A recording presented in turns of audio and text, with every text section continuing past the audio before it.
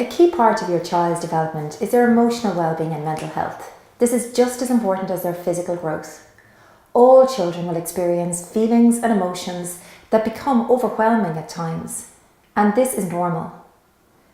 Most children will overcome these difficulties with support, but sometimes, as a parent, you might become worried that your child is presenting with symptoms or with behaviours that concern you about their mental health.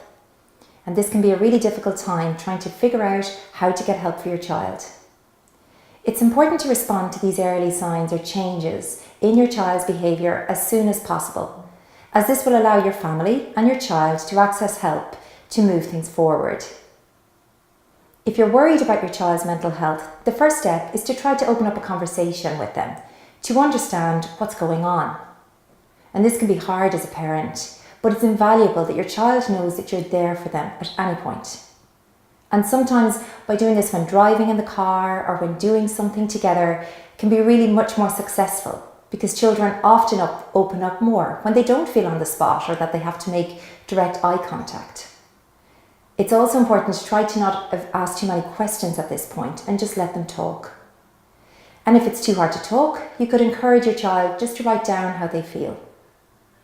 Young people worry about opening up. They worry that they won't be believed or that they won't be taken seriously when they tell their story. But if you listen without judgement or interruption, it can be a really helpful starting point for your child and really helps them to feel validated. For any parent or guardian, this isn't an easy conversation to have. Parents are often afraid to ask, "Are you okay?" as they worry that they won't be able to deal with the answer. And I think it's really important to know that there is help and support out there and you're not alone. In terms of accessing help, talking to your GP is the best place to start. Your GP will be familiar with the local services in your area and be able to support you in figuring out what is wrong and where to access the appropriate help. And sometimes if your child has a conversation with your GP, this can also help to start to resolve the difficulty. Regardless of the level of severity of your child's mental health needs, the most important thing which you can do as a parent is to let your child know that you're there. And with the right level of support and treatment, young people can overcome their mental health difficulties and really learn lifelong skills and build their resilience.